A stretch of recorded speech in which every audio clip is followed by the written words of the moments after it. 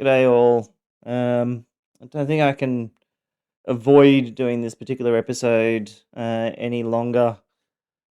I've come up with 1,000 excuses over the last couple of days not to sit down and record it, but I'll give it a crack. Hey, I'm going to give a couple of fair warnings at the start of this episode. One is um, this one's probably going to be a little bit heavier than normal. It's going to land in a heavy spot, unfortunately. And if it's at all challenging for you, I do not recommend you listen to this one. Just skip over it. It is going to be landing at a point where it is, kind of a dire mental state, as in you've lost all hope moving forward. I don't want anyone to listen to this if that's something that might trigger them or upset them. So this episode might be one to skip. The other I'm going to put out is uh, this is a point in time. So, as in, it's a step within the journey. Where I'm at today is not this point at all. In fact, where I'm at today is I'm in a happy, healthy relationship with my kids. I've got my own place. I'm working on Stand Again, which is predominantly the majority of the work I do. I've got happy, healthy relationships with the people around me, and I've kind of moved into this nice period of thriving, well beyond this bit. If you think about the Stand Again website where I talk about the 4 stages, which is educate, survive, recover, and thrive. This particular episode is deep, deep, deep in the survive period, so pre recovery. So though I'm going to get this episode is probably going to go downhill, then uphill, then off a cliff. I would still like you to remember that the next episode is about taking a knee, metaphorically, and slowly figuring out a way to stand again, to use the motto. And it's worth noting that a lot of what I'm going to talk about today, and I know I'm partly kind of delaying talking about it, but a lot of what I'm going to talk about today will be challenging for many people. A few things. So, what you might note from the way I talk as well, and it's more just a clue for you, is there might be times when I'll go a little bit monotone throughout this episode. And if I do, just remember it's likely it's a form of survival adaptation where you're trying to take away a little bit of the emotional component to it and just get really clinical. There's a long ass name for it, but I won't go into it here. So if that happens, don't think I'm being cold, callous, or devoid of emotion. It's a protective instinct that people tend to do. And it's also one of the signs I think that, especially for men, a lot of people tend to misunderstand. So, male victims of abuse, because they're problem solvers, and because they typically have been through, hell. They either go into a bit of a blathering mess, as you can tell from 4.5 minutes of me blubbering along, or they get really clinical almost to the way that they speak and talk. So a lot happened in the last episode, and I barely scratched the surface. I really did. I barely scratched the surface. There were things that occurred in that last episode I hadn't really kind of stepped into. I did listen to it back, and I was like, oh, there was one thing I kind of started to say, and then I forgot to say, and I'll share it as a part of this episode as well, just so that you've got it as a partly an awareness thing. But the we're at a point now where in my timelines last episode were a bit muddled. Timelines will be kind of slightly muddled here as well, just to kind of make sure we get some thematics across, more than telling things chronologically. But we'd kind of gotten to this point now where I had moved out of my mother's house and I had moved into my own place, and I was lucky enough to secure it pre being made redundant the second time. Um, and having your own house post abuse, there's a few things that happen, which if anybody else has been through this, they'll recognize. One is um, they they become isolated, so the safety of their walls, especially if they're brand new walls, the places, I've never lived here before, so it's brand new walls. They become your shield against the world, and you become reluctant to move beyond it. In fact, you see this house as your safety place, and you have strong urges to just go back home and just stay inside, stay indoors, and stay at home. The other thing is you tend to clean the fuck out of everything. like, like you become almost OCD. I mean, I was pretty clean and tidy before. I had to be. I had no choice. Whereas in your own place, you tend to almost just scrub everything constantly.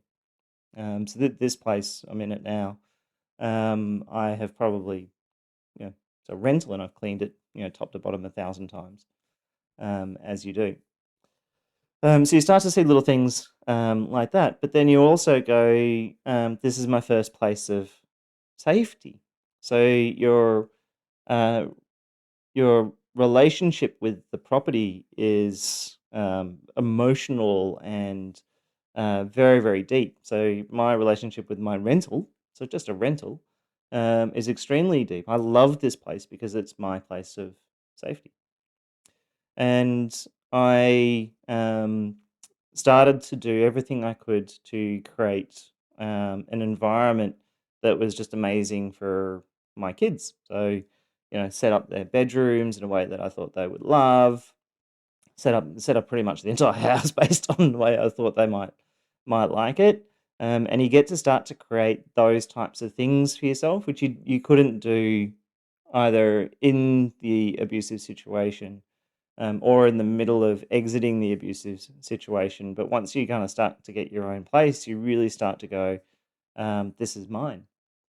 And there's something else, like a lot of men will be familiar with this, with the peace, just the quiet that kind of comes. So that it's a double-edged sword. There's this piece that you go, um, I am slowly starting to um, work my way through not jumping out of my skin every time I hear a creak in the house, thinking it might be footsteps, and also coming to terms with the fact that the creaks I'm hearing are not footsteps.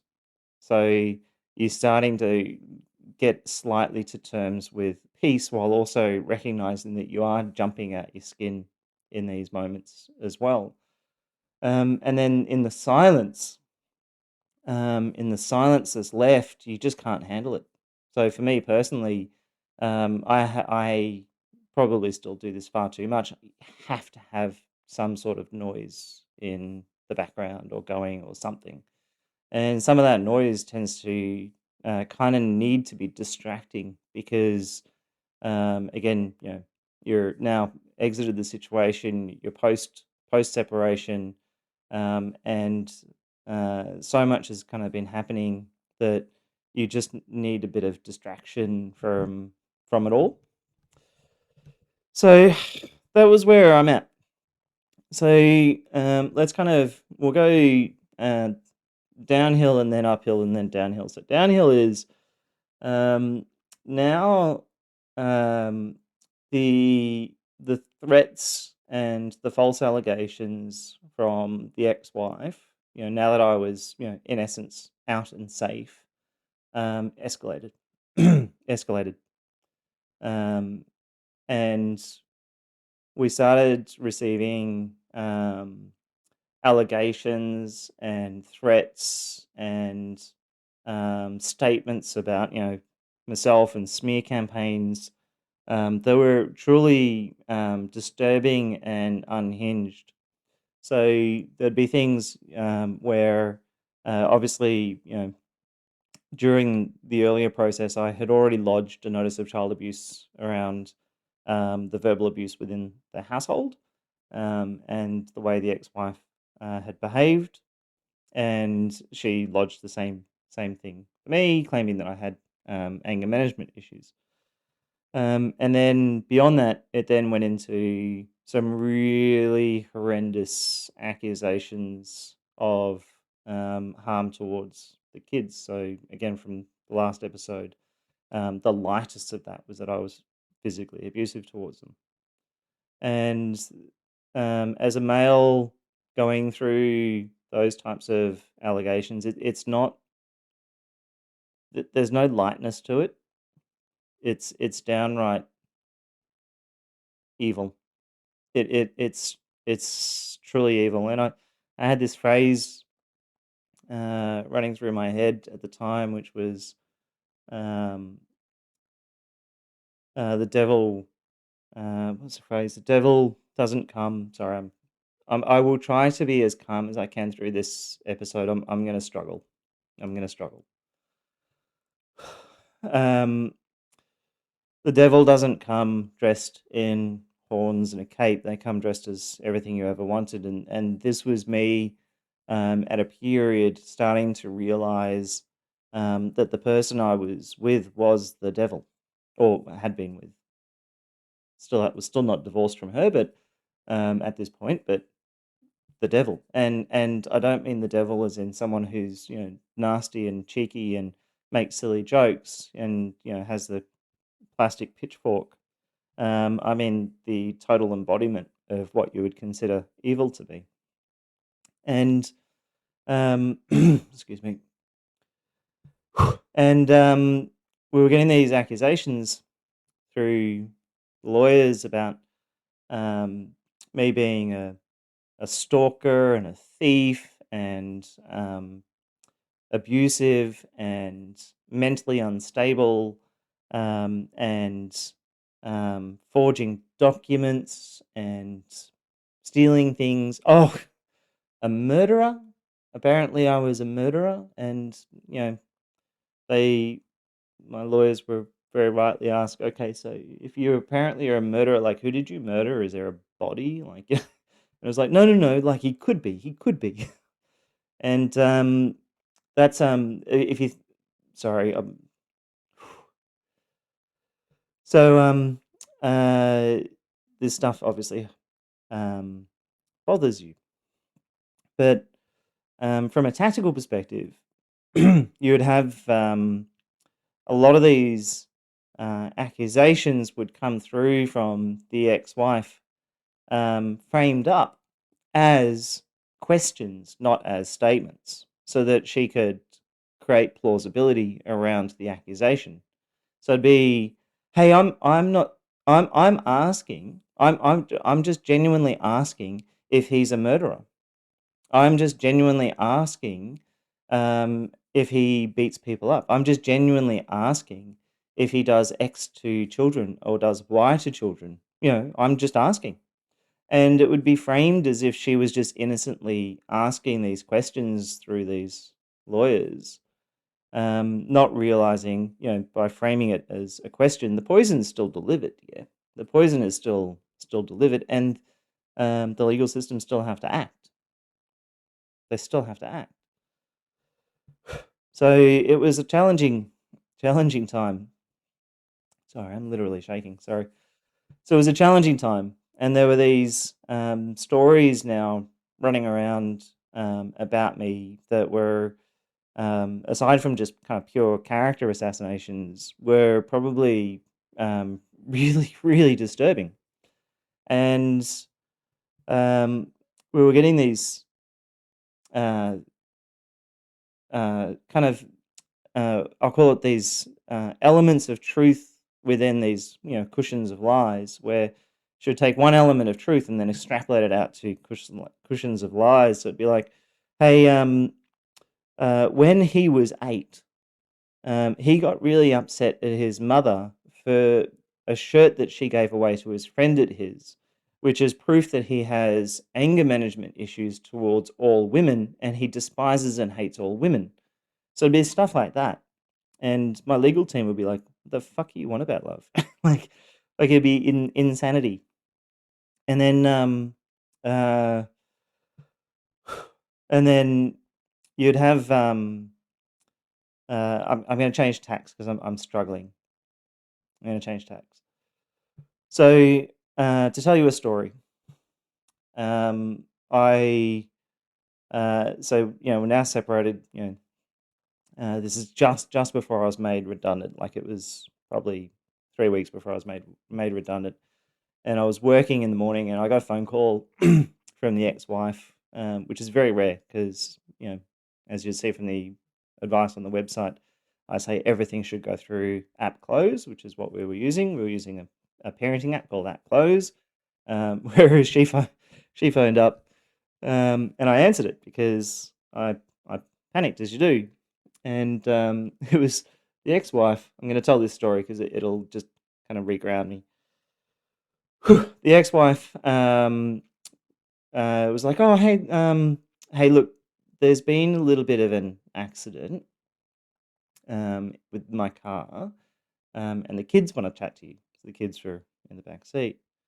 And I'm like, "Okay."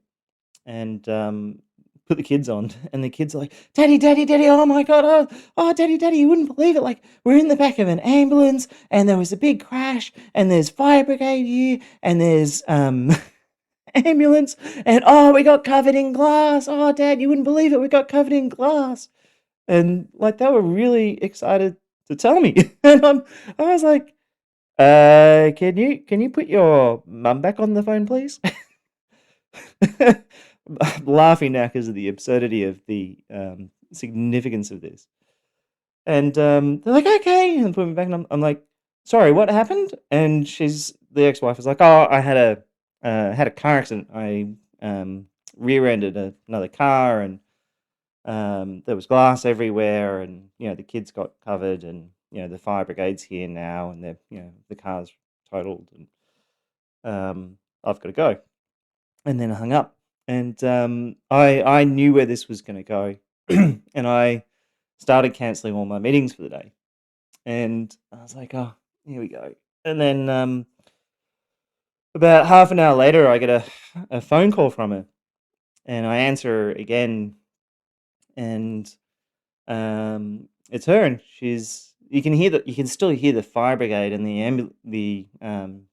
ambulance in the background, and she lost it. She was like, "These lawyers are destroying us. We have to agree right now, right now. We have to agree settlement. We have to agree custody. We have to agree at right this moment, right this instant. These lawyers are destroying us." And I'm like, "Hey, and I was trying so hard. I think I managed this. I was trying so hard to be really, really calm.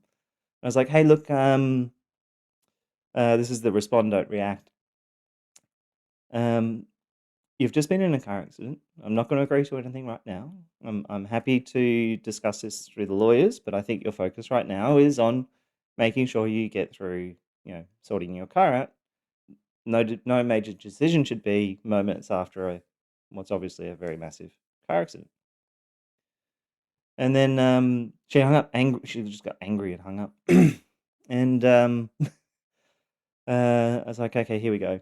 So by then I'd already messaged my lawyer to give them a heads up. And then about half an hour to an hour later, the phone rings again, and I was waiting for it because I was expecting to be told to come and collect the kids. So then she called up. It must have been like an hour and a half later, maybe a little less, and went, "Hey, it was all my fault. Like, the accident. I was not paying attention, and I drove right into the back of this ute, which is like a truck in Australia, and And the reason I did that is because of everything that you are doing to me, and all the stuff that you're doing to me, and that's the reason why I had the accident. And I was just like, right, okay, and then I hung up the phone. And I was like, oh Jesus, 2 hours it took her, which is longer than normal to figure out how it was my fault that she's had a car accident. And then half an hour later, the phone rings again, and she was really calm this time because I think she'd worked out how it was my fault that she had this car accident. So now she was not as emotionally dysregulated, which again is something. Putting my coaching hat on for a second, that's something that abusers tend to do.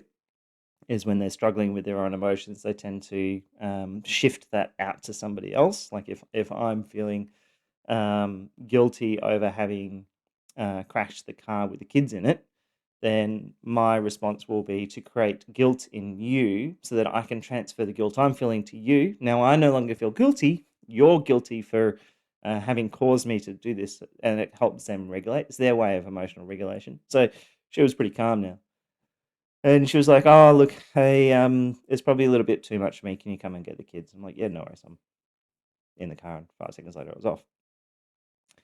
So I was having a lot of incidences like that, and I was getting these moments where, um, again, I'm going to tell more stories just to add more context to life before I get to um, uh, the downs and then the ups.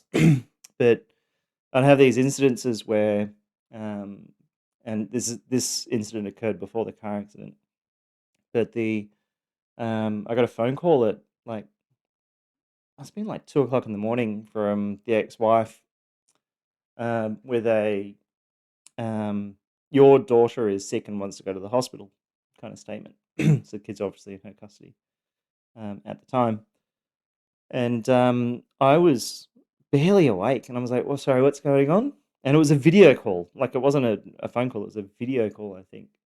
And I was struggling to kind of wake up, and I was like, "Hey, what's going on?" And then um, my daughter got onto the phone, so only one of them was awake, and was saying, "Hey, look, my ear really hurts. I need to go to the hospital, Daddy." And I was like, okay," and I was kind of half waking up, and then the ex-wife got like literally just like, "God, I can't believe you're still in bed," and then hung up the phone.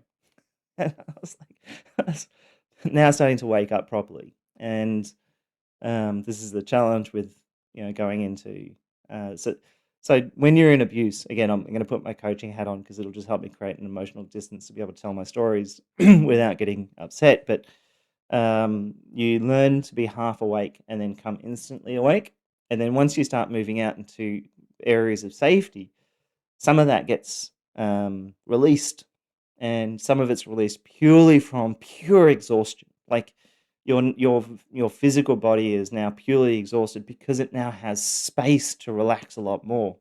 So the ability to instantly awaken gets harder. And then in other instances, you start to unlearn some of the survival mechanisms you develop within the abusive situation, which is partly why I was struggling to wake up. But also, it was fucking 2 o'clock in the morning. Like, here I am creating excuses. But I by this point I was wide awake, and I'd started to get dressed because again I knew the way this was going to play out. So I started to get dressed, and then lo and behold, the phone rings again, and it's like, "Your daughter still says she's sick," which really pissed me off. You don't frame it that way. It's our daughter, and she wants to talk to you. And I was having a chat to her, and she's like, "Oh, I really need to go to the doctors. I need to go to the doctors and go to the doctors." And I was like, "Okay, I'm on my way." And hopped in the car, and I sat with my daughter on video call. Please don't arrest me for this. And drove the half hour it took to get from my place to the ex-wife's to go pick up the daughter. And I get to the house. Obviously, it's very early in the morning, and the daughter's awake. Ex-wife's in the living room, the other daughter's asleep in the bedroom, and the ex-wife is again, we're sorry, technically still married, separated. So the wife was at this point anyway. Uh, was I think she's faking it. I think she's faking it. I think she's faking it. Well, don't take her. Don't take her to the hospital. Which, again, stupid. I've just driven the entire way there. And I was like, again, this is where calm, steady responses come into play. I said, hey, look, I'm not going to have this discussion over the top of her. If you want to have this discussion regarding if she is or isn't faking it, I'm happy to have that separately, but not in front of her. I'll take her to the hospital now. So I grabbed the daughter, and God, this is burned in my memory. And it was the daughter that, if you heard my previous episodes, the one who was more parentification than silence. And I had her in my arms, and I got her to the front door, and she whispered to me. She said, "Oh, okay, Dad, let's escape." I was like, "Okay." And I got into, took her to the car, got her bundled in, and I was turned the car on, and the daughter panicked. She's like, my ear hurts, my ear hurts. And then as soon as we were in the car, she was fine. And then I was like, what's wrong? And she's like, what about? And then her sister's name. I'm like, well, no, I'm leaving her here with your mum. And you could see this daughter realize, like that meme, it's at this moment you realize you fucked up, where she's like, oh shit. You can see her going, I've miscalculated. And I'm and like, what's wrong? And she's gone, no, we have to leave with her. Like, no, we don't go, just the two of us. And she's like, no, we have to leave with, my sister. We're going to take my sister. And I had to talk to her for like 3-4 minutes in the driveway going, no, hang on. Like, you're the one who's unwell. You're the one I'm taking to the hospital. I'm not going to wake up your sister and take her as well. And you can see my poor daughter just going, her calculating going, I've messed this whole thing up. So anyway, I backed out of the driveway after I calmed her down, and by the time I backed out of the driveway, she was perfectly fine. We got to the hospital. There's not a single thing wrong with her. In fact, doctors never saw her. Nurses did, predominantly because she spent most of the time running around playing with. They had a fish tank at the children's hospital, playing and staring at the fishes, and she was just happy as Larry. So I was having moments like that occurring, and when you're in this period of your exiting journey, where you're now kind of post post awakening, still kind of you've exited, but you haven't kind of separated legally. You haven't separated, assets and all that kind of stuff, and you haven't worked out the kind of exit.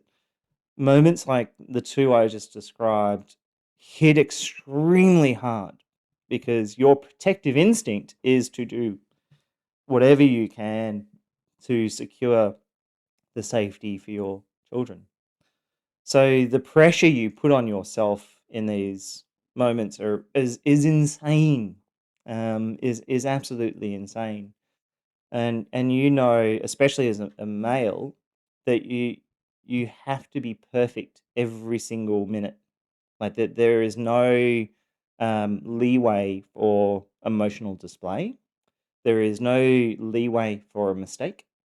There is no leeway for expressions of hurt, anger, or frustration. Like you can't do any of those things as a male victim of abuse because it very quickly gets flipped, and not just by your abuser. It gets flipped by everybody in terms of the script. So you have to be really, really careful. So even when you have things like this, the reason I'm saying this is when you have things happen like this, if I was to start jumping up and down about, I've got to take her away, I've got to take my daughters away, and I've got to, give primary custody and all this kind of stuff, that would get flipped really, really quickly.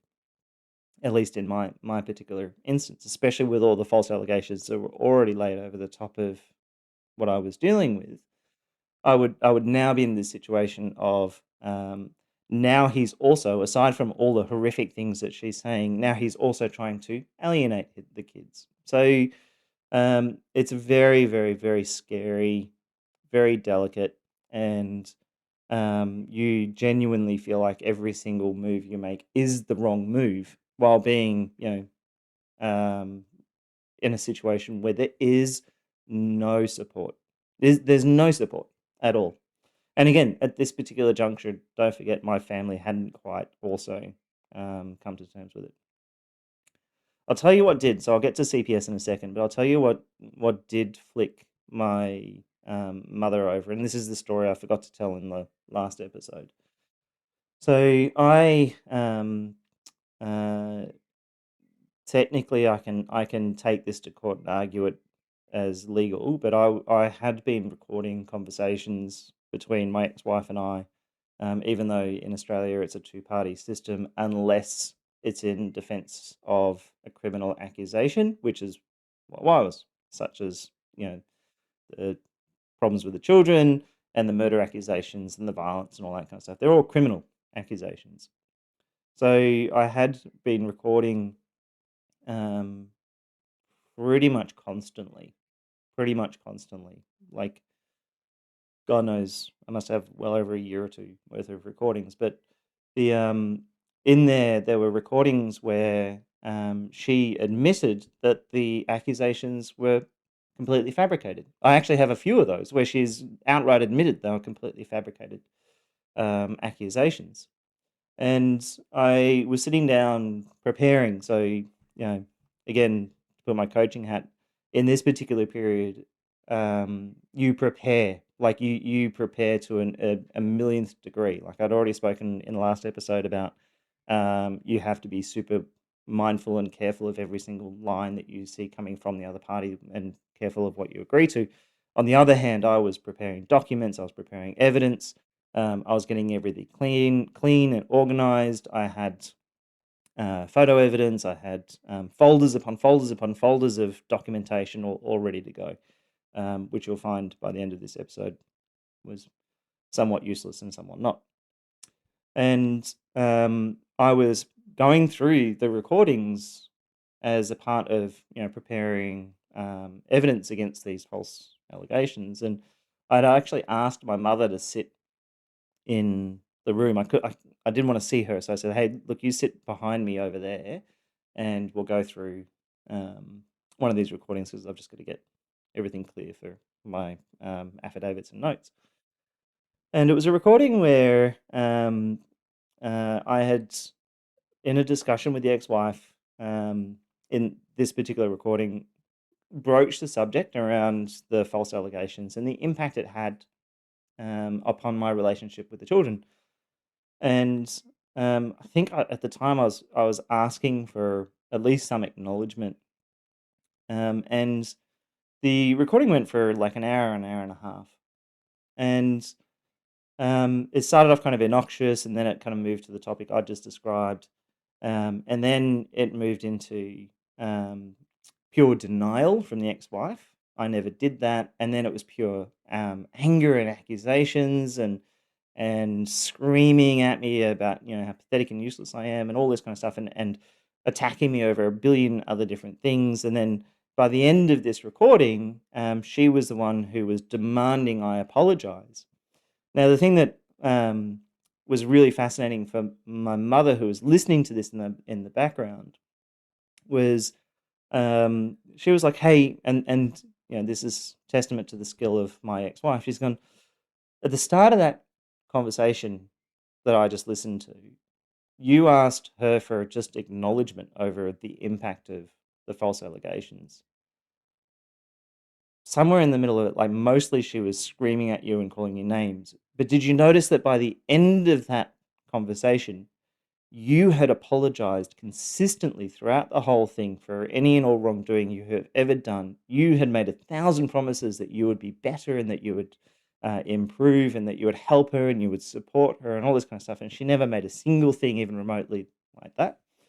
And again, this is a recording made at a point when I was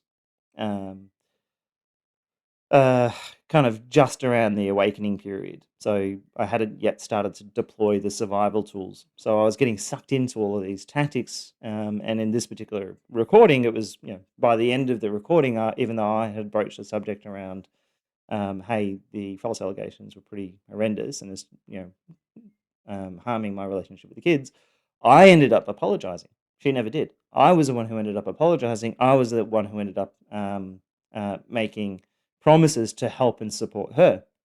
And my mother was like, fuck. Like, now that I have actually listened to this, now I actually start to believe what you've been telling me about how manipulative she is, and how she can twist things around, because I just listened to a fucking scarily manipulative person who had you in absolute twists and turns, to the point that by the end of it, you had apologized to her for falsely accusing her, and you were the one who promised to be better by the end of it. So it was that recording that was the turning point for my family, and they were the one that was at that point they started coming, hey, maybe what my son is saying about being in this dynamic is actually true. So last one. Actually, no, I'll save this one for post. So CPS, Child Protective Services. So Child Protective Services came a knocking, and the first time they came a knocking, it was a phone call which essentially said, "Hey, we need to talk to you. Make yourself available." And then I was like, "Okay, no worries. I will make myself available." And I reached out to my lawyers and said, "Hey, they're knocking." And my lawyer was like, "Oh, don't forget, you actually lodged a notice of child abuse way back when, at the start of all of this." And I know she's also lodged the same thing, and got now affidavits and all this kind of stuff. But it's probably about the first initial one that you lodged about the kids being essentially just witnesses of significant verbal abuse. So I wasn't surprised when they came a knocking. I was still terrified, still very terrified, because a male going into the court system and the legal system in this kind of day and age is, you're at an early disadvantage.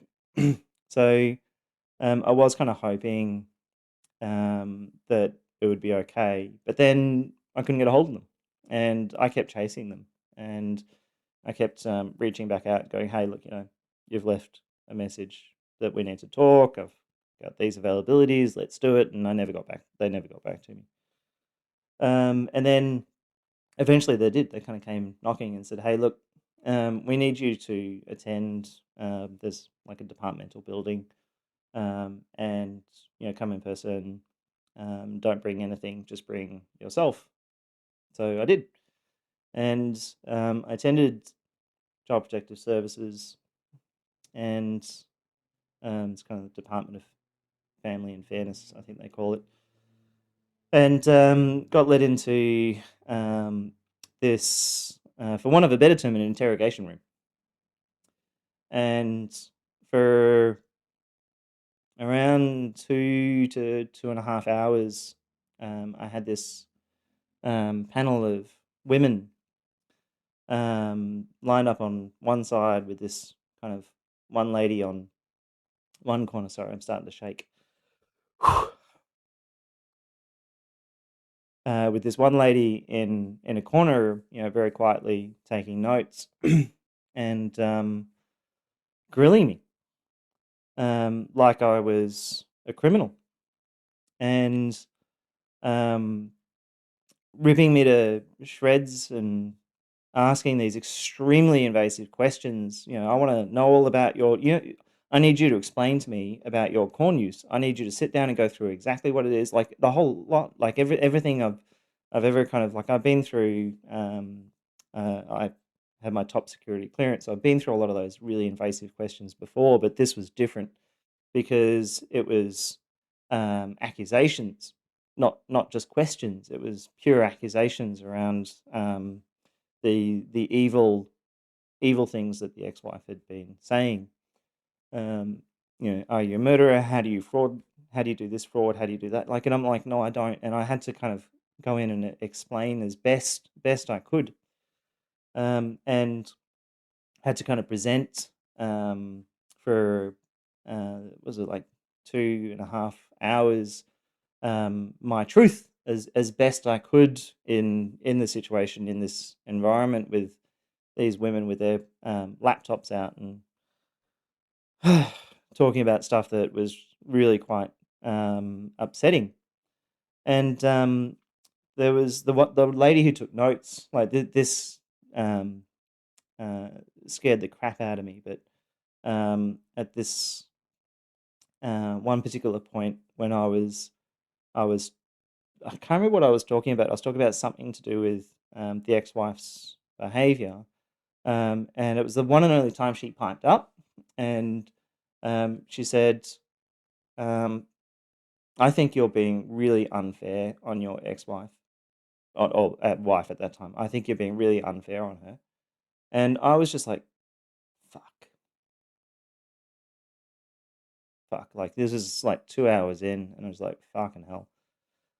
Okay, so that's what I'm dealing with. So that happened, and I kind of stumbled out of that room, not knowing if I had been heard, if I had been understood, and feeling like I was not believed at all. And don't get me wrong, so Child Protective Services are bloody awesome organization. Like my hats off. Like they have perhaps the world's hardest job in the world. Like I could not in a million years do the type of work that they do. Um, I I um, I wouldn't be able to contain myself calmly if I came across someone who was actually abusive towards a child. I couldn't do it. So like they've got a very, very critical and vital role, and I've got no qualms like them ripping me to shreds either. I would prefer to go through discomfort to get to the truth than um, not. Like it's a very, very vital role, and the reality is they have to, because accusations were made and they need to do their due diligence. So then a couple of months went by and there was nothing. Like no knock on the door from police, no further CPS knock-ons. And then I got a phone call one day, and it was CPS, and they give you very little warning that they're coming around. They go, "Hey, we're on our way." Essentially, it's we're on our way. Just checking to make sure you're at the house, in essence. So this phone call saying, "Hey, we're on our way." And at the time, I was like, "Hey, I'm just on my way to pick up the kids from school. We'll be back in the house in like 20 minutes." And they're like, "Great, we'll be here." And panicking the entire time, I shot a quick note to the lawyer. And not that I'm suggesting you shoot quick notes to your lawyer, because it costs you, in Australia, $65 each time you do. So, that is not a tip. That was stupidity. But um, obviously in a scary situation. But got home and CPS were there, and they were like, "Hey, we need to talk to you. Can we have somewhere quiet we can sit down, please?" And this lady who was there, I had never met before. She wasn't a part of the panel who interviewed me, but she was like, "Hey, I'm their supervisor, and I just want to express a few things to you that I think you need to be aware of. Thing one is, um, you we think you are in danger, and we wanted to warn you. We think you are actually in a pretty dangerous situation, from what we can tell, and we think you need to protect yourself. And for those of you who are still listening, that's that part of 1,000% why Stand Again for me is anonymous. Like as Loki in season 2 says, I'm filled with glorious purpose to support other men, but I also need to be as anonymous as I possibly can be, not because I don't want to show my face, but because I'm fucking petrified of my ex-wife. I am fucking petrified of my ex-wife. If she found out anything about Stand Again, she would seek to destroy my life. Like she would be happy if I was dead.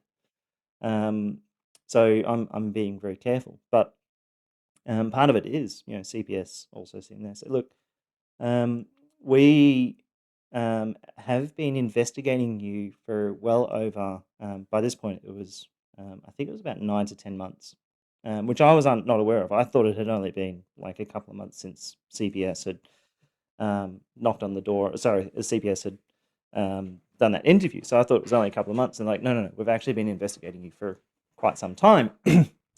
And we have been interviewing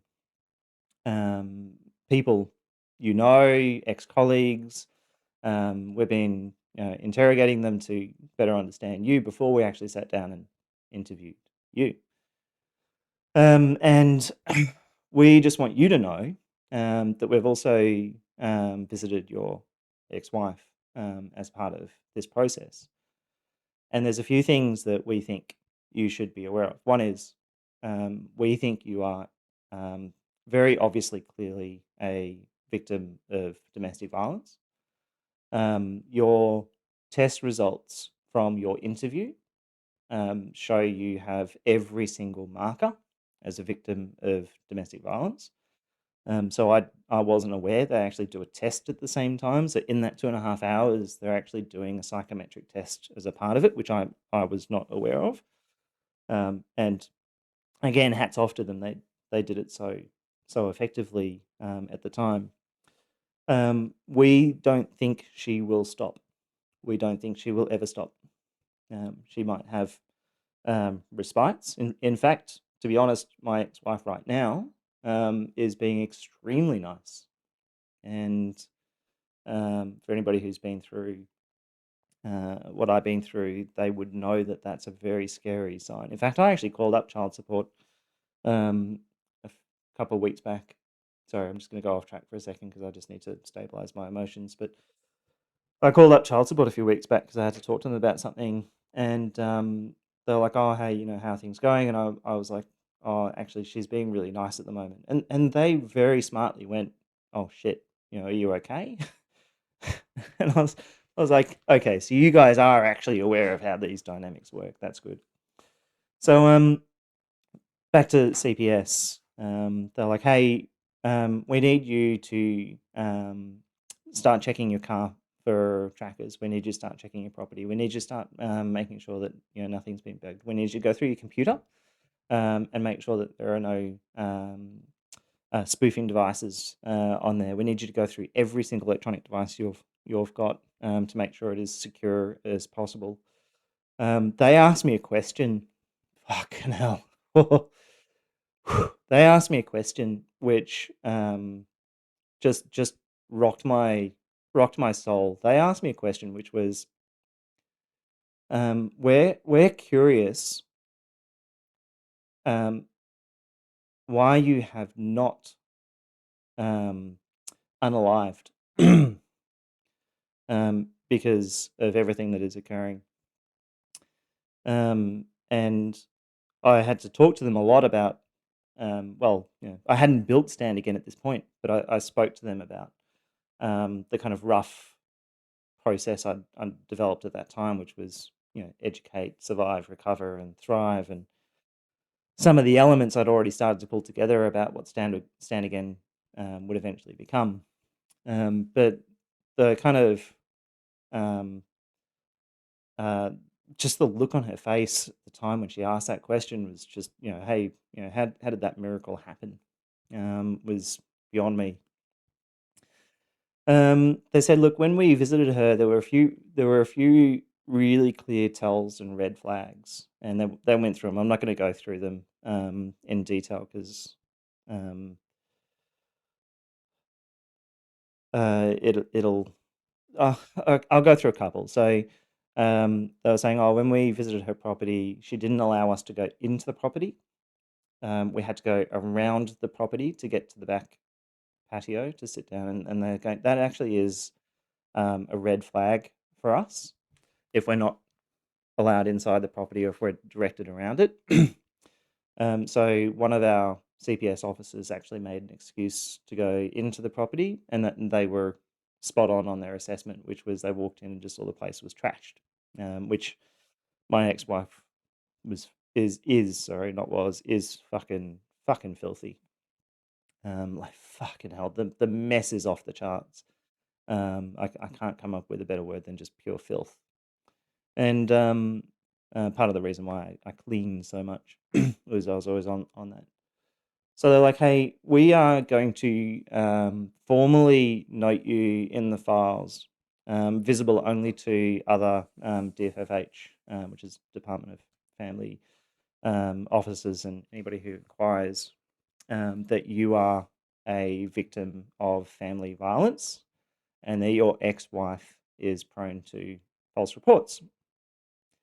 So this moment where I was in this conversation with this CPS supervisor for a long time, and that expressed all their warnings, but it was probably the one time where I was feeling heard outside of my lawyer.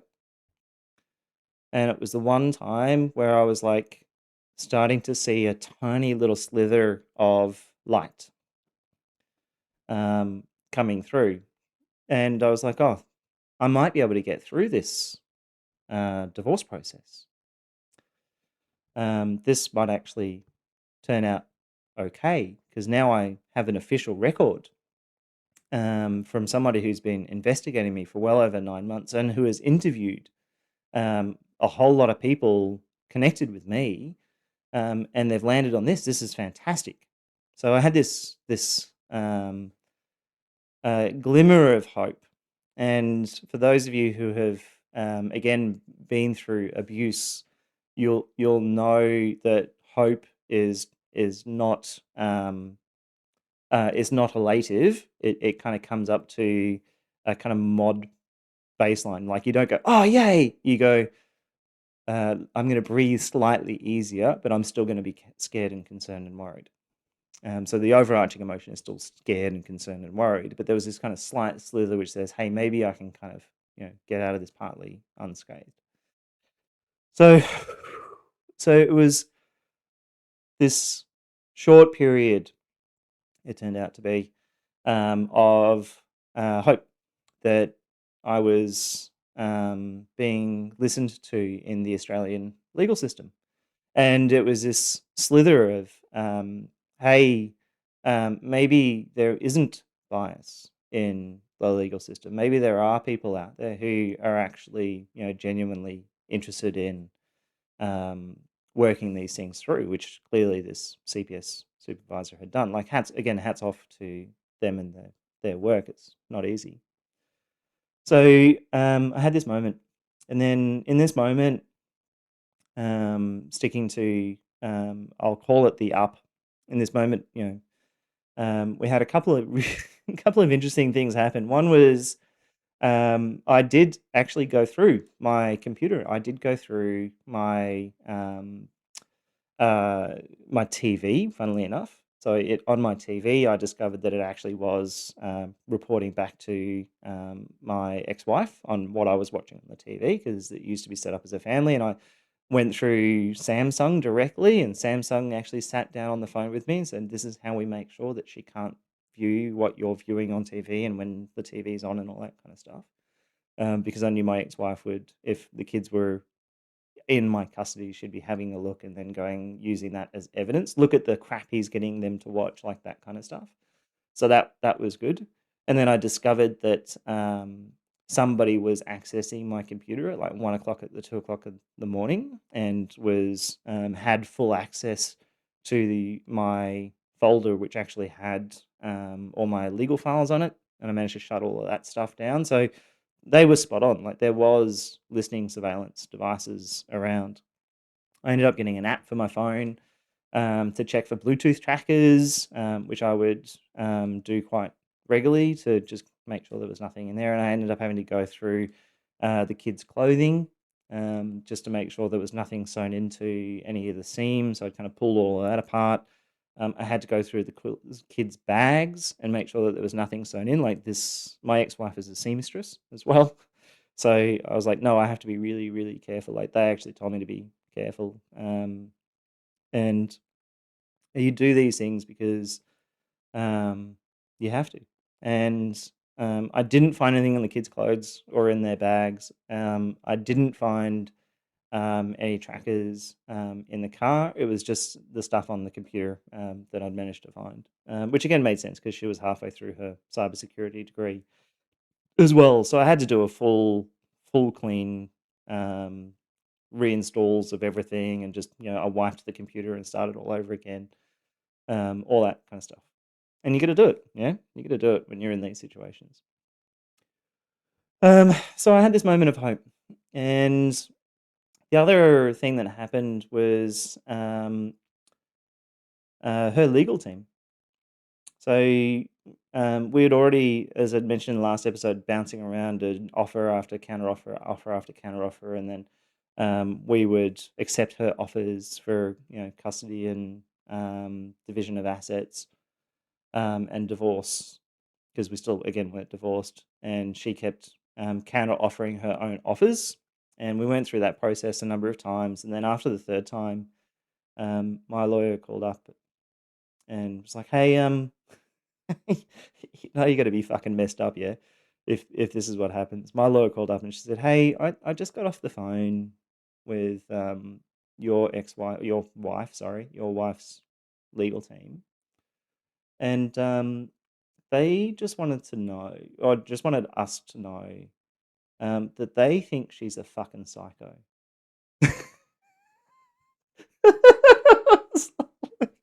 I was like, "Sorry, what?" And like, yeah, no, look, I had actually called them because I was just, doing a chase up to find out, what happened to the last offer that we had accepted. And they said, "Oh, look, we've been trying to get a hold of her and she's delaying it and she's not answering and all that kind of stuff." And this is a very typical tactic. So when you go through divorce processes with your abusive partner, this is exactly what will happen. They will drag it out because it's not about the money, it's not about the custody, it's about control. And they will drag it out because the moment they finish that period, so the moment they actually sign documents, they no longer have control over you. They no longer have control over this effect on you, and they will burn all their money on legal fees just to continue dragging that out purely from a control perspective. They don't want to let go of their favorite toy, which is you. So that was happening, and my lawyer was like, "It's the weirdest fucking conversation." They're like, "Yeah, no, we've been trying to track down your wife and figure out what the hell's going on and why she's not signing the forms after you have accepted her terms." And then she made up this and she said this and she said that, and we just want to let you know that we think she's a fucking psycho. I was like, right, okay. So there were these moments of hope. So I now had CPS going, "Hey, it's clear he's a victim of family violence. We've investigated everything. We've interviewed lots of people. We've listed him now as a victim of domestic violence. We now have the ex-wife, who is ex-wife's lawyer, who's also kind of going, 'Hey, we think she's a psycho.'" Obviously, that was the last interaction we had with those lawyers. My ex-wife dropped them, or the lawyers dropped her. One of the two, don't know. I'm going to assume it was the latter, to be honest. And so it was these moments of like, I think we might be headed towards the right direction here. So now we're getting closer to our cliff face. So okay, cool. So we now need to move into the court process, and the court process in these types of highly contentious divorce proceedings is to engage what's referred to as a family report writer.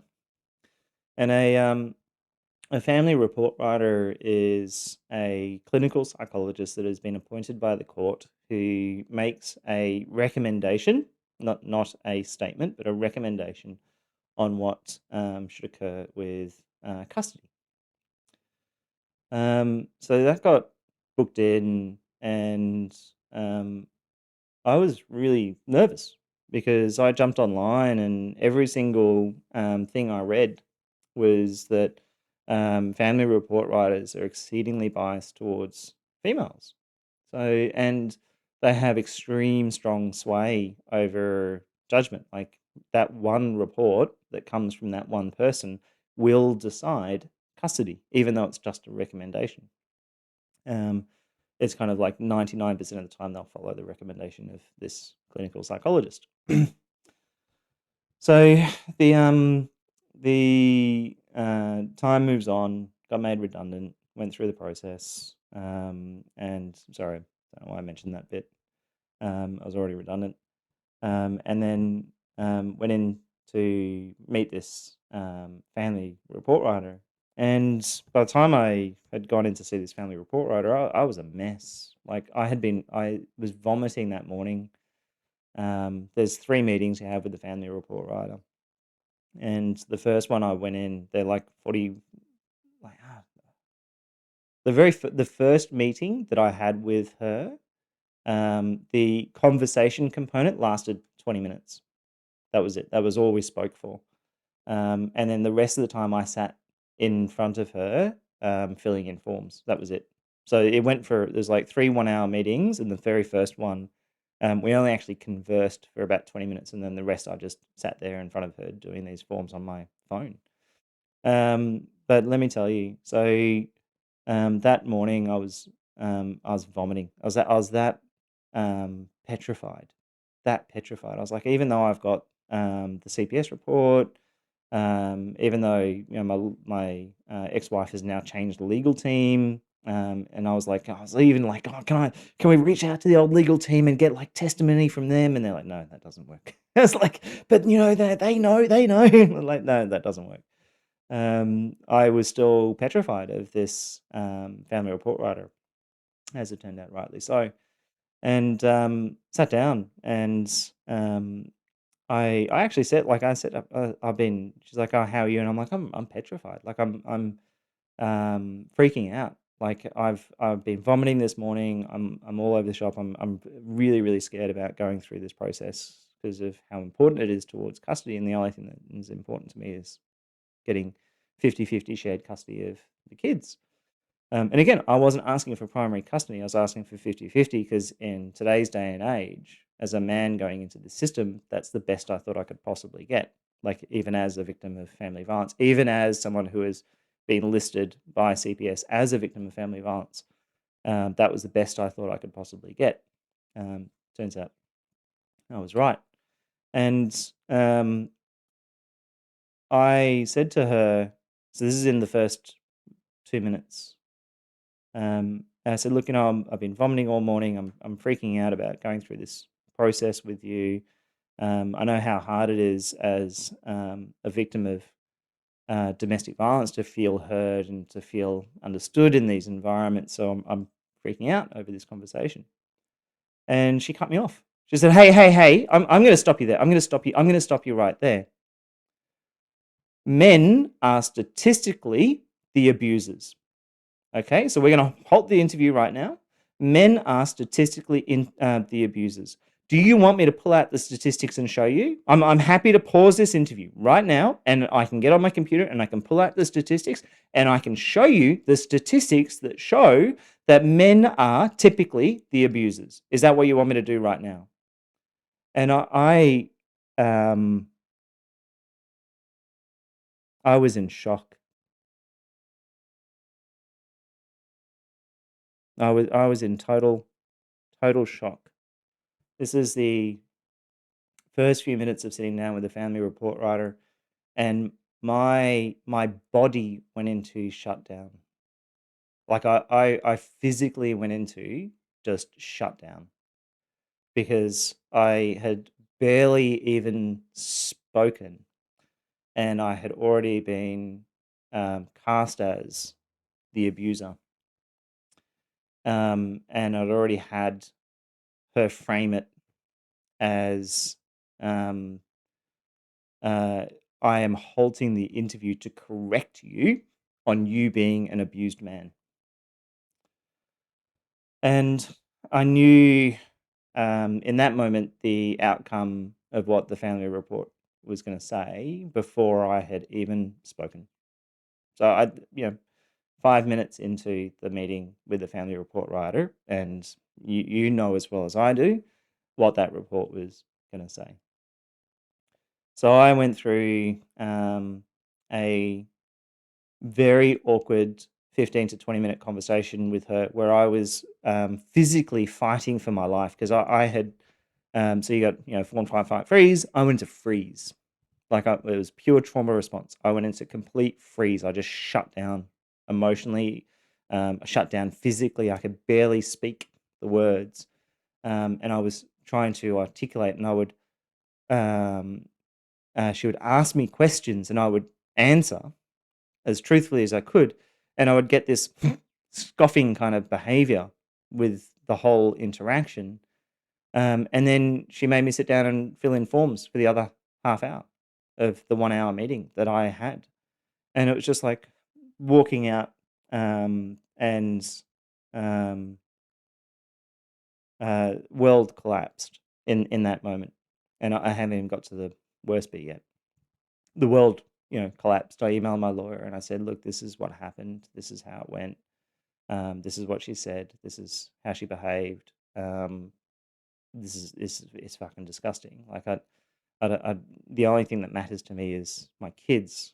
And this is the one thing, the family report writer is the one thing that will determine the kids' custody. And my lawyer was like, hey, don't worry, that clinical psychologists are designed to be challenging. So she was probably just trying to challenge you and potentially trigger you and see if she could see the anger that, your ex-wife is claiming to be. And I was like, no, I don't think that was it. I actually genuinely think this person had already made up their mind before I'd walked into the door around the situation. So I had 2 more meetings with this lady, and one of those meetings was with the girls in tow, and then another was online. And the online one, to be honest, was just like her going, "Is there anything else you want to share?" That was it. That was the online conversation. And then we, um, all right.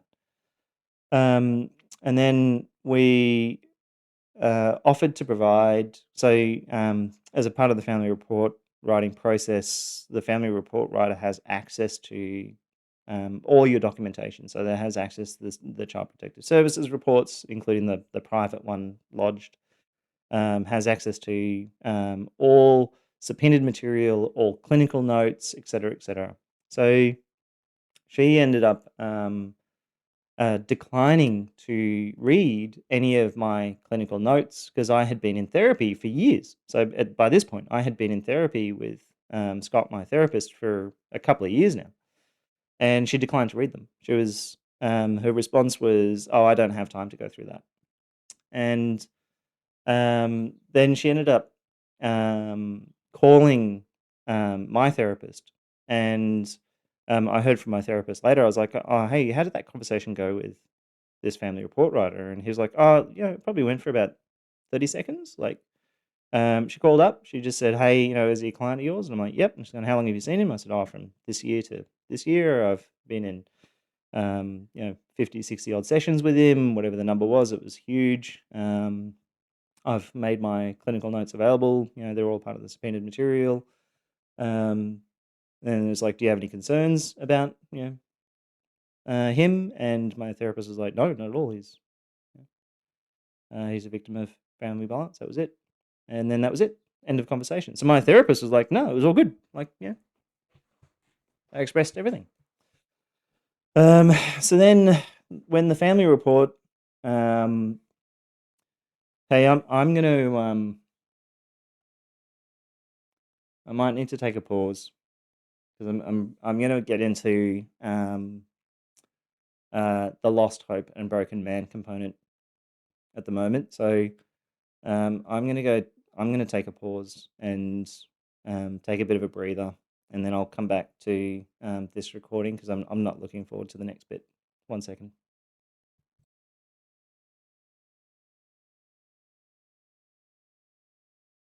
Okay, I am back. I've had a cup of coffee and I watched a video by Kwok, Kwoowk. He's I believe he's Dutch chef who, I don't know, I, for some reason, like watching his videos cooking. So I'm feeling a little bit more settled. So let's get back into this. So family report writing process was done, but I didn't yet have the report. And content warning for anybody out there. I'm now going to get into periods of contemplation of unaliving. So if this is too hard for you, please do not listen to the rest of this episode. So I got a phone call from my legal team. So not my lawyer, my legal team. And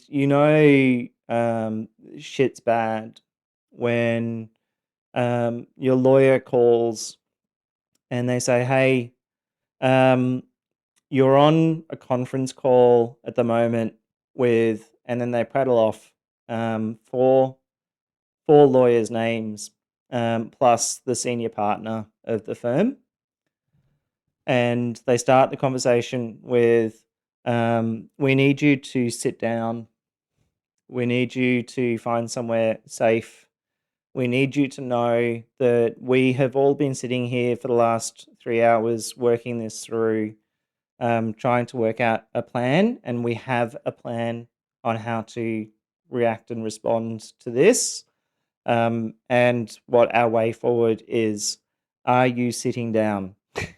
and I laugh glibly at the moment now, but when your legal team, who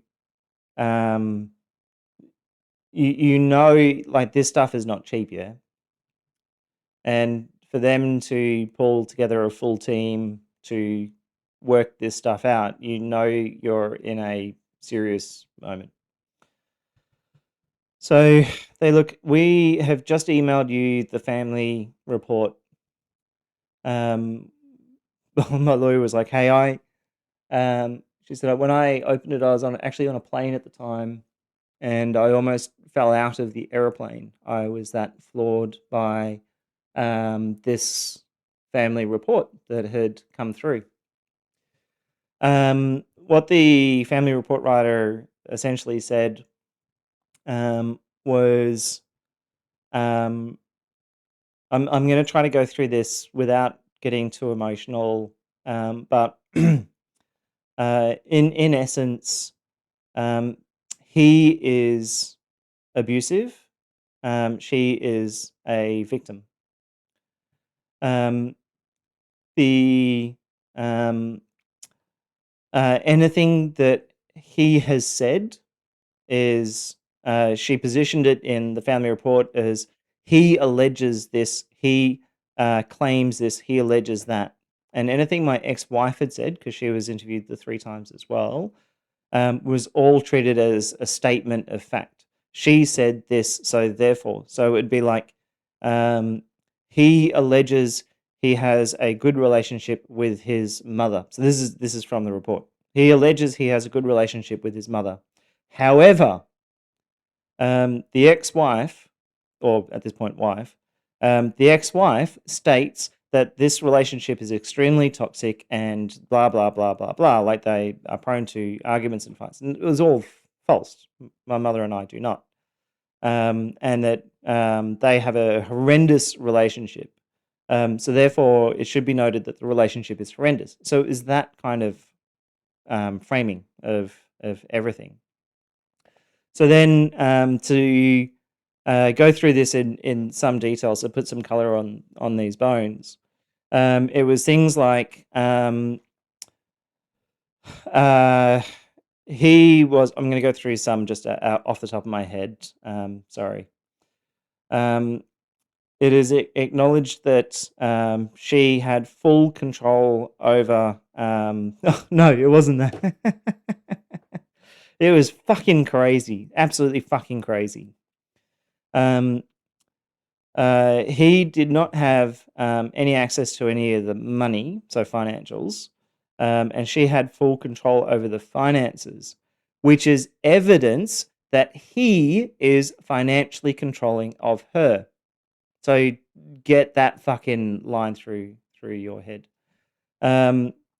She sought a one-sided open marriage where she could sleep with other men, which is understandable considering the type of man he is. So this is the types of lines that were in this family report. She is extremely messy, which should be treated with compassion, considering that she has ADHD. She states that the children have ADHD, autism, and Asperger's. He alleges there is no medical diagnosis of these things, so therefore she needs to take care of the children. She every single fucking hell. There was I remember reading this as well because it was a really long report. It was like he was unable to provide any specifics regarding the alleged family violence. Was at the start of the report, and then at the back of the report it said, when queried regarding the alleged family violence, he provided 46 specific incidences of family violence that he had diarized, which is evidence that he is the abuser and fabricating the evidence. So it was like, what the fuck?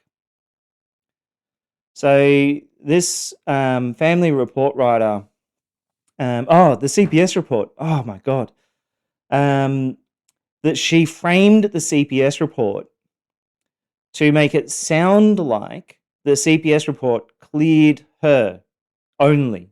It was really, really, really weirdly worded. It was like there was a CPS report conducted.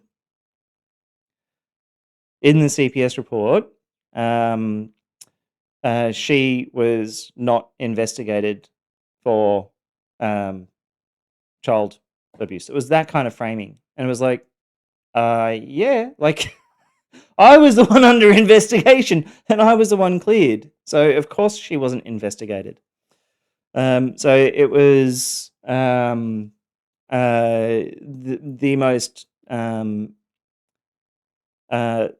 soul destroying report.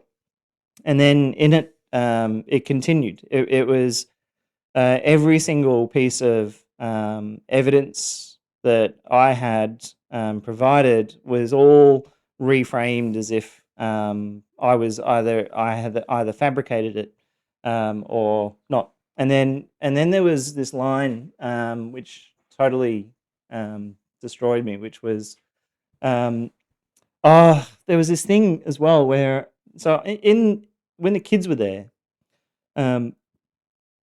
my ex-wife was already in the room with the family report writer, and they'd obviously been talking for ages. And I kind of walked in with the kids for the session with the kids. And I walked in, and this is like session 2. And I had the kids with me, and they saw the play like center in the corner, and like, oh, can we play? And I'm like, yeah, sure, no worries. And my ex-wife handed me some lunchbox, and I was like, oh, thanks. And I went and put it in the bag because the kids were now playing, and then I kind of sat down and I was like, oh, kids, do you want to introduce yourself to this clinical psychologist, his family report writer. So we're doing these introductions and all this kind of stuff. And then the kids went back down to playing, and then I'd already had a lunchbox anyway for the kids, so I took out both lunchboxes and opened them up and had them out and available for the kids. That was it. And there was 2 pages on that incident in this, like it was about 2 pages on that I'll call it incident, but that interaction in the family report, all completely framed up.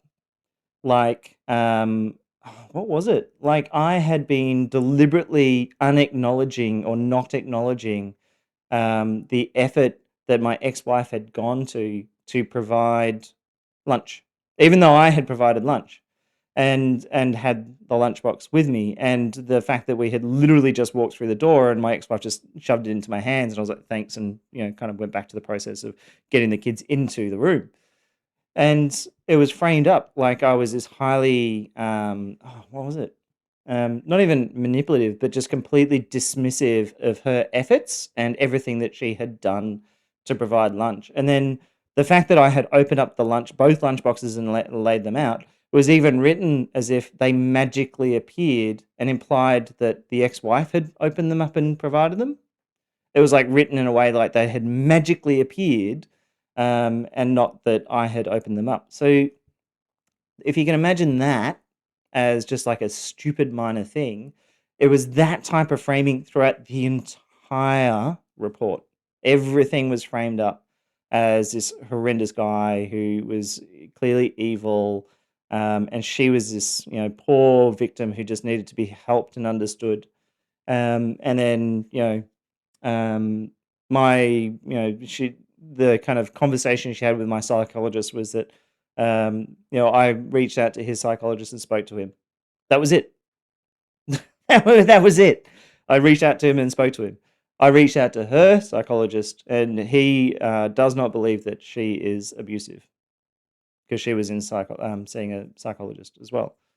Does not believe that she's abusive, and that was it.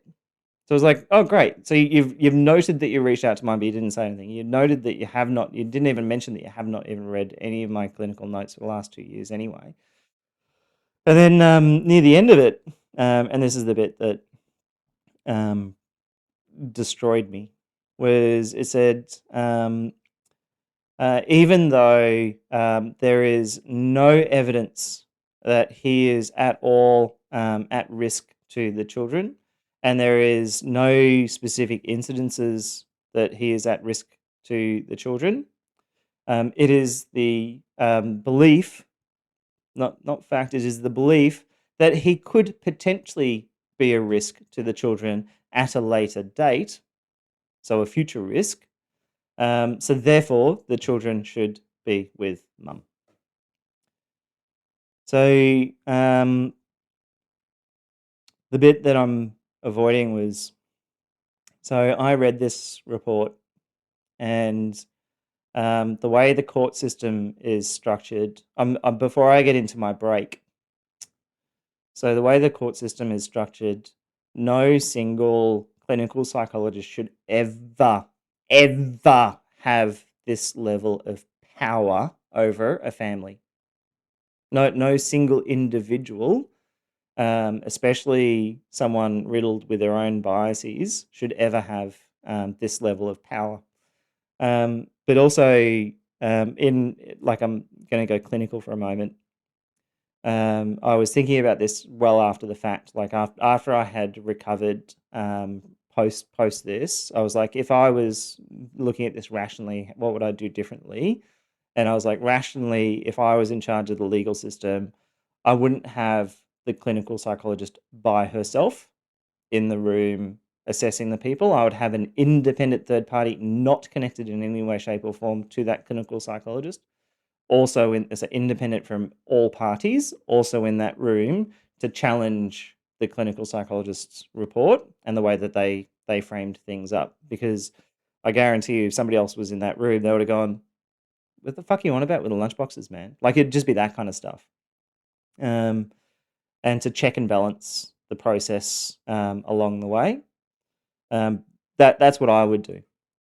At the time, though, so I got off the phone with my lawyer, as they went through this, and my lawyer was very much like, "We've got you. We're going to fight for you." And that they said this, where they're like, "We know you're now out of cash," because I'd spent all my money on legal fees. I was redundant. I was bankrupt. They said, "Don't worry about it. We'll sort it out down the track because we know you, we believe you, we're going to fight for you. We're here." And again, this is my unique situation. And I got off the phone. Um,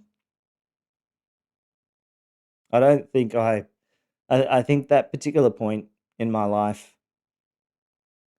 was the point that forever changed me.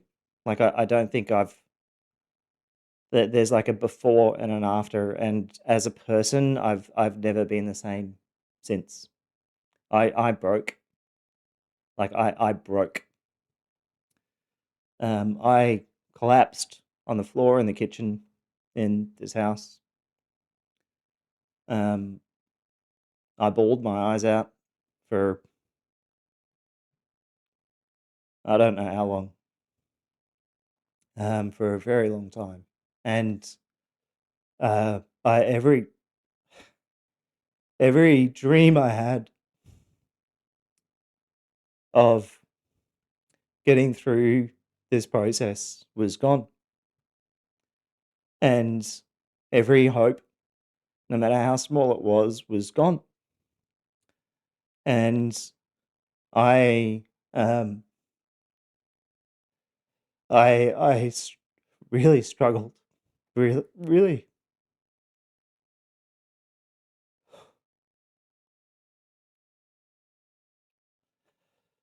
It was,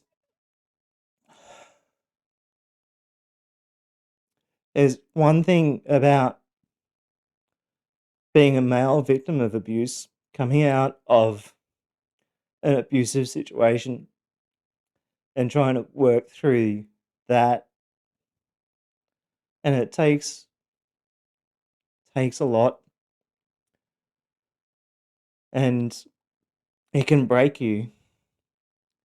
And there's another about being in a court system that this report wasn't even non-biased. This was actively seeking to destroy me on and discredit me on every single point. Like every single evidence that I had provided in regards to what I had been through, this doctor had sought to either justify away, defend on behalf of my ex-wife, or flip in a way that actually said, "Well, no, like this is actually evidence that he's abusive. Like if he's providing evidence that he's abusive, then that's obviously proof that he's the abusive one.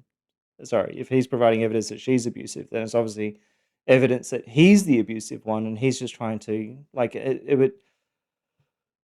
I um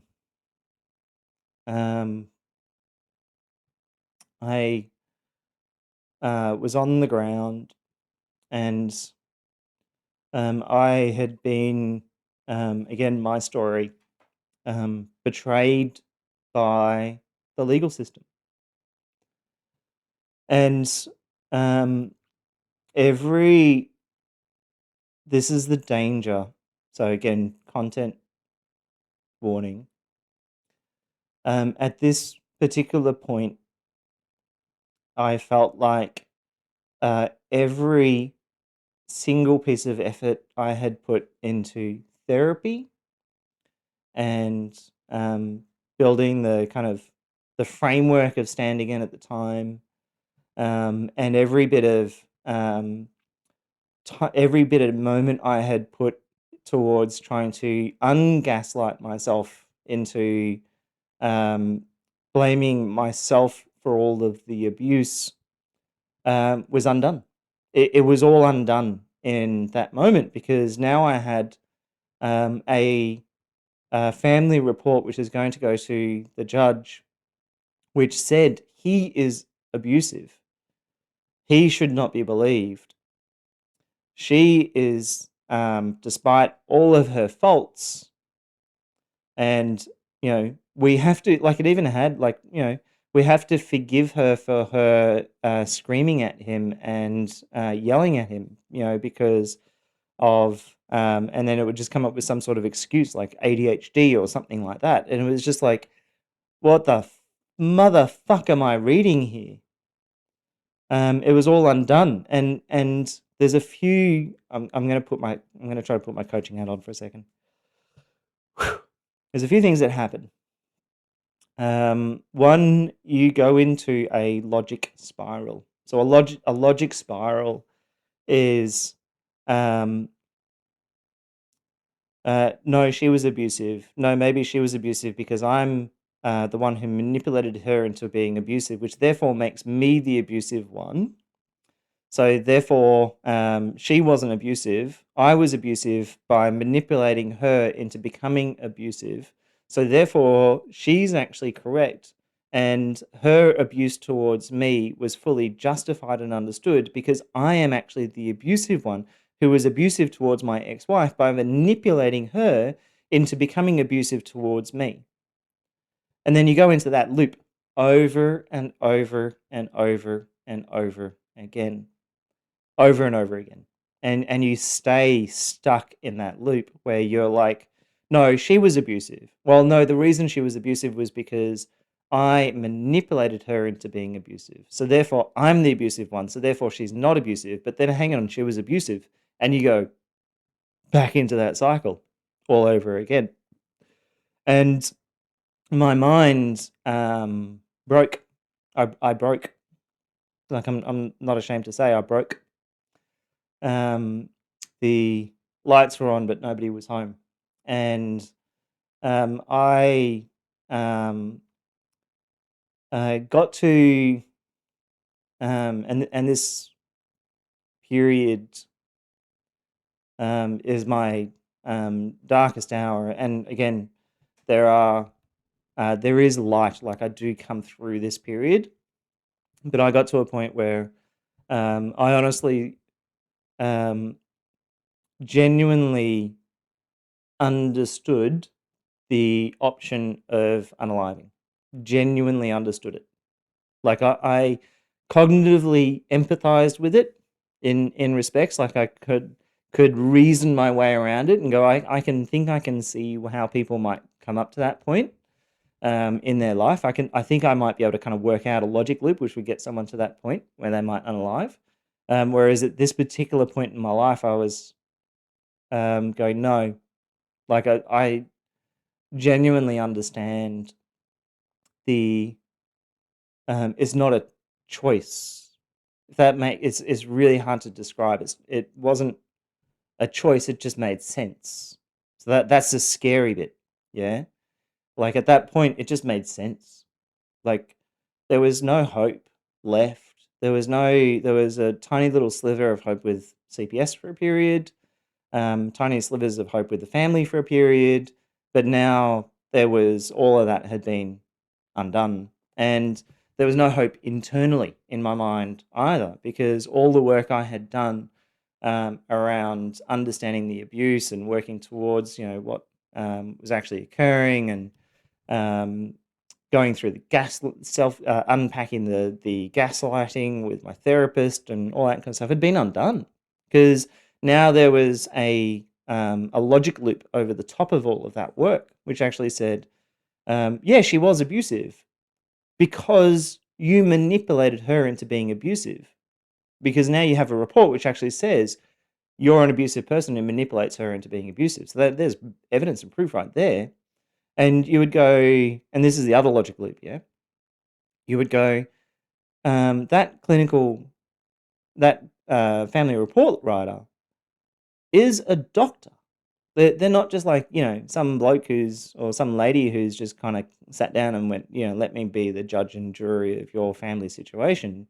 They're a doctor, and their doctors have a Hippocratic oath. Like, there's no way known a doctor in a million years would ever write something like this unless it was true. So you get stuck in that logic map as well, where you go, no, like, they're a doctor. Doctors have a duty of care. So I can't envision any way a doctor would ever in a billion years write something they didn't think was an accurate diagnosis on a situation here. Like, that's their job. Their job is too. So maybe they actually saw something in me that I can't see.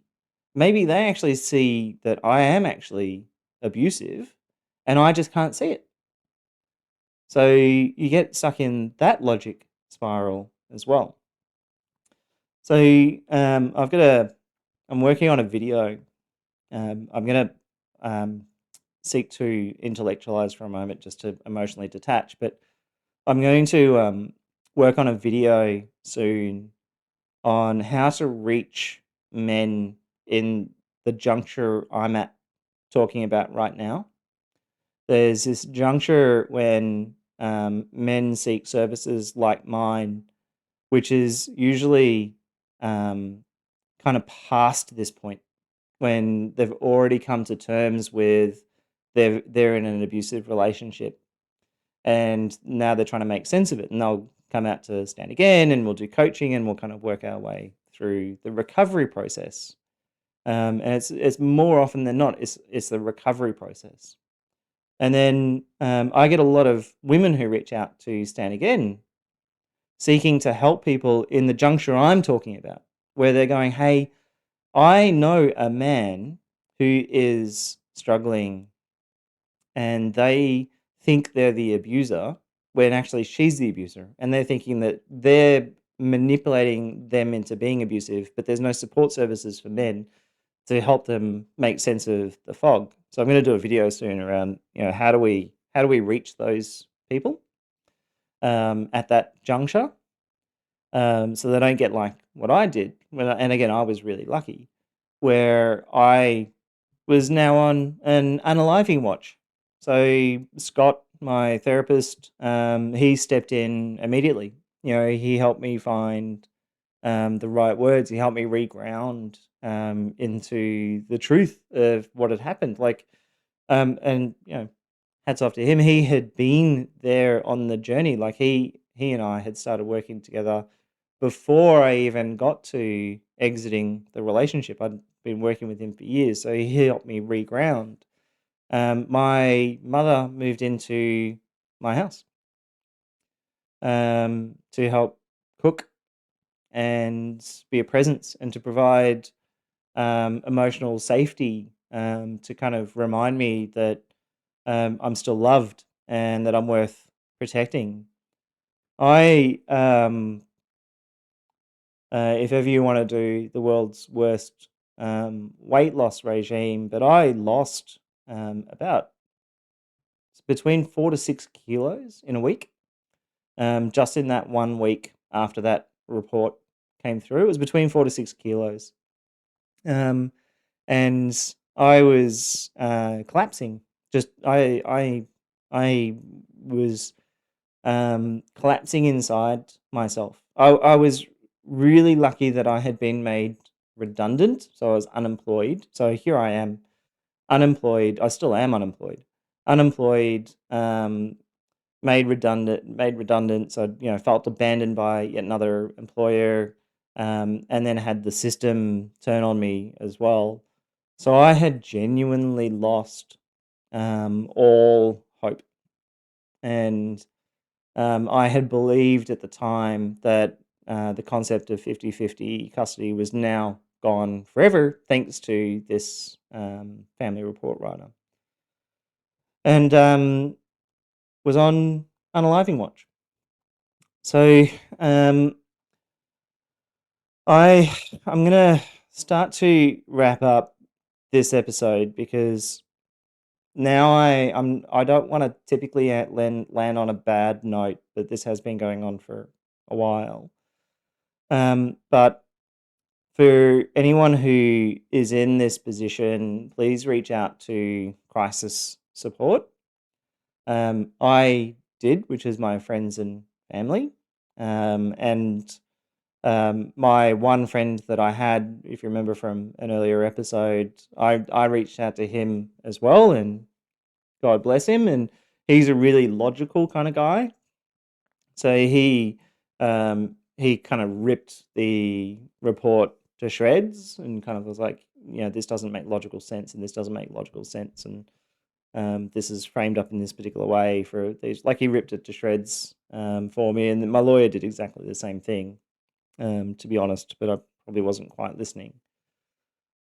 Scott made extra time for me, which is extremely helpful. And again, if you're in a similar situation, reach out to support services like those.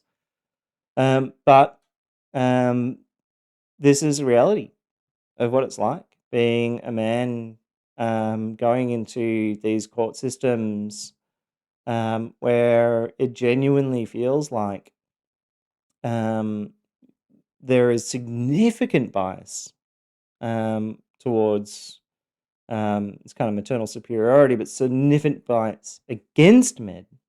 And it's not like towards women, it's actually against men. And I've said this in another video, but the system itself is meant to be unbiased. The proverbial blindfold around Lady Justice. But the system's made up of people. So, this was an individual. This was a clinical psychologist who had made a biased decision for whatever reason that she did, whether she, met me and just for some reason insta disliked me, whether she read my affidavits and just was like, oh, I'm going to make a judgment based on the affidavits. I don't know what reason, or whether she's, has her own history. Like, to be honest, most people who are in my line of profession, like trauma coaching and psychologists and clinical psychologists, are there for a reason. Yeah. Like, there's something that's happened in their history that's brought them to doing this type of work. And as you can tell, like, I've been through a lot, which is why I do coaching, so I can support and help other men through this type of stuff. So maybe she had something in her own history. Whatever it is, it's not right. It's not right. And there are genuine things that need to change with the way that the system operates right now, to make sure that it's not biased towards any gender, but only biased towards the truth. There's a nuance in there which I think is really important, which is there is a lie in the kids come first mentality as well. So, in the best interest of the children is a terminology they use in the legal system. And there is a lie in there, which is more often than not, there is a bias in the assumption of what is therefore important for the kids, which is maternal superiority. If you go in with a mentality of the kids come first, you have an undercurrent of, and therefore, maternal superiority, because they need the nurturing mum, not the steadfast dad. So that kind of framing as well, I think, is problematic. It shouldn't be non-blind, because true blind justice would not even have that framing. In the best interest of the kids, it should be in the best interest of all parties, and what is going to create stable environment for everybody. Because even then, like, in the best interest of the kids might actually be, let's, fuck dad up, my language. Let's fuck mum up. Like, that's not right. That is not right. So there's some serious issues, I think, with the Australian court system in Australia, at least in this particular juncture. So I am going to talk in the next episode about what it means to take a knee. So at this particular juncture in my life, I was down. I was down. I was out. I was FUBAR'd, which is, I don't know if people still use that these days, fucked up beyond all recognition. I was out for the count. I had Scott and my mother as support. I had a good friend of mine as support, and that was about it. But I also had myself. And in the next episode, I'll talk about what it means to take a knee in a situation like that, and how you can start to claw out of the deep, dark holes that you can sometimes find yourself mentally as well. Because I had to figure out also how to move out of unaliving ideation and get back to work around making sure that my kids were safe in the future and making sure that I was safe in the future, and I had to go back to not to kind of preempt too much of the next episode, but I actually had to go back to the framing that I had established, which again would become the foundation for Stand Again, which is the educate, survive, recover, and thrive. I had to actually go back to that as well, and go, well, I need to now start to draw in from stage 2 and stage 3 so that I can do stage 2 properly. So stage 2 being survive, stage 3 being recover. So I had to draw in a bit of those two elements just to be able to get through stage 2. So next episode, again, sorry for being emotional in this one. Next episode, I'm going to talk about the taking a knee moment. And then I'm going to talk about heading into the legal system, and then meeting rational, normal people who looked at.